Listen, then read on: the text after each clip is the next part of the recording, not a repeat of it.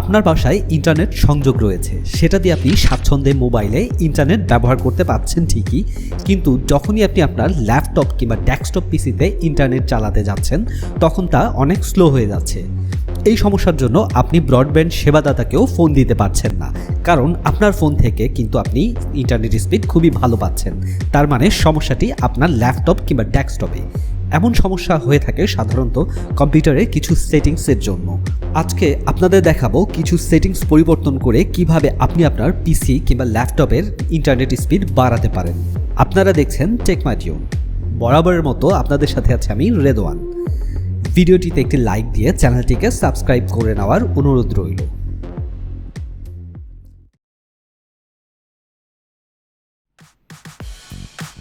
প্রথমে আপনি আপনার ল্যাপটপ কিংবা কম্পিউটার থেকে উইন্ডোজ বাটনে ক্লিক করবেন। উইন্ডোজ বাটনে ক্লিক করার পর এখান থেকে দেখতে পাবেন নিচে সেটিংস রয়েছে, এই সেটিংসে ডাবল ক্লিক করবেন। এই সেটিংসে ডাবল ক্লিক করার পর ইন্টারফেসটা আসবে, সেখান থেকে আপনি প্রাইভেসি নামে যে অপশনটা রয়েছে সেটাতে ক্লিক করবেন। জাস্ট এই প্রাইভেসিতে ডাবল ক্লিক করবেন। এই প্রাইভেসিতে ডাবল ক্লিক করার পর ঠিক যে ইন্টারফেসটা ওপেন হবে তার বাম দিকে আপনি মাউস নিয়ে এসে স্ক্রল করতে থাকবেন, নিচের দিকে চলে আসবেন। নিচের দিকে এসে এখান থেকে দেখুন ব্যাকগ্রাউন্ড অ্যাপস রয়েছে, এটাতে ডাবল ক্লিক করবেন। এটাতে ডাবল ক্লিক করে আপনি এখানে দেখতে পাবেন যে অনেক ধরনের অ্যাপস কিন্তু ব্যাকগ্রাউন্ডে রান থাকে। এটা ম্যানুয়ালি বাই ডিফল্ট এটা কিন্তু এভাবে রান থাকবে সবগুলো। তো এখান থেকে আপনি যত ধরনের অপ্রয়োজনীয় অ্যাপস রয়েছে সেগুলো অফ করে দিবেন। এটা আসলে ডাটা কনজিউম করে, এই অ্যাপসগুলো যখন রানিং থাকে তারা কিন্তু পেছন থেকে ডাটা কনজিউম করতে থাকে। তো আপনার নেট স্পিড কিন্তু অটোমেটিকলি কমে যায় এটার জন্য। তো আপনি এখান থেকে আপনার যেগুলো প্রয়োজন নেই সেগুলো জাস্ট অফ করে রাখবেন।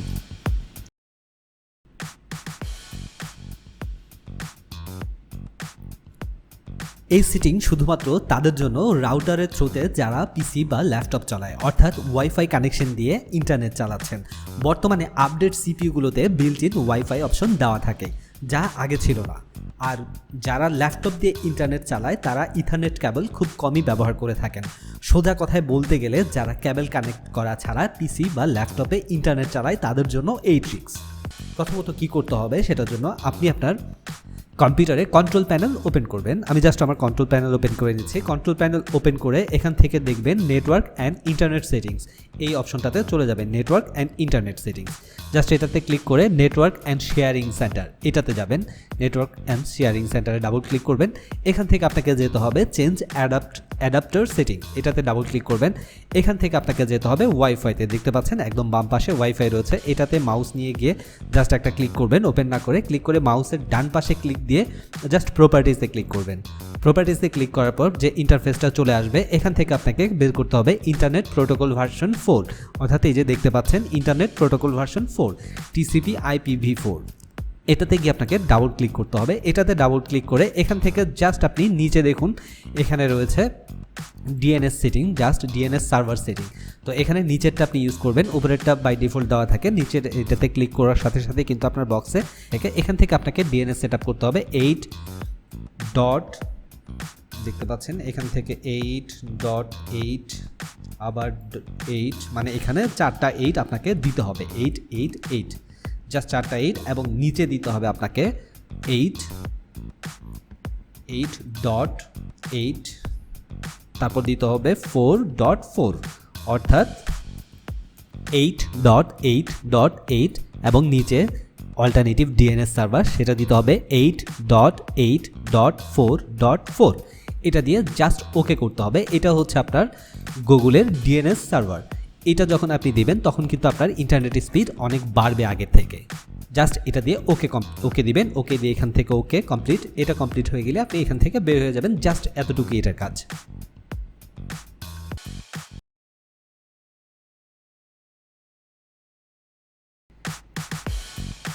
তৃতীয় যে সেটিংটা রয়েছে সেটা হচ্ছে ডেলিভারি অপটিমাইজেশন, সেটা বন্ধ করতে হবে। সেটার জন্য আপনাকে উইন্ডোজ বাটনে ক্লিক করতে হবে। উইন্ডোজ বাটনে ক্লিক করে এখান থেকে সেটিংয়ে চলে যেতে হবে। সেটিংয়ে ডাবল ক্লিক করতে হবে। সেটিংয়ে ডাবল ক্লিক করার পর এখান থেকে আপনাকে যেতে হবে আপডেট অ্যান্ড সিকিউরিটি, এই যে দেখতে পাচ্ছেন আপডেট অ্যান্ড সিকিউরিটি, এটাতে ডাবল ক্লিক করবেন। এটাতে ডাবল ক্লিক করার পর দেখুন একদম নিচের দিকে সেকেন্ড অপশন যেটা রয়েছে ডেলিভারি অপটিমাইজেশন, ডেলিভারি অপটিমাইজেশনটা বাই ডিফল্ট অন থাকে, সেটাকে অফ করে দিতে হবে। এটা দেখতে পাচ্ছেন এই যে অ্যালাউ ডাউনলোড ফ্রম আদার পিসি, এটা জাস্ট অফ করে দিতে হবে। এটা অফ করে দিয়ে দেখবেন আপনার ইন্টারনেট স্পিডটা অনেকটা বেড়ে গিয়েছে। জাস্ট ছোট্ট একটা সেটিংস। তো আশা করব এই 3টা সেটিংস যদি আপনি করে নেন তাহলে আপনার ইন্টারনেট স্পিডটা আগের থেকে অনেক অনেক বৃদ্ধি পাবে।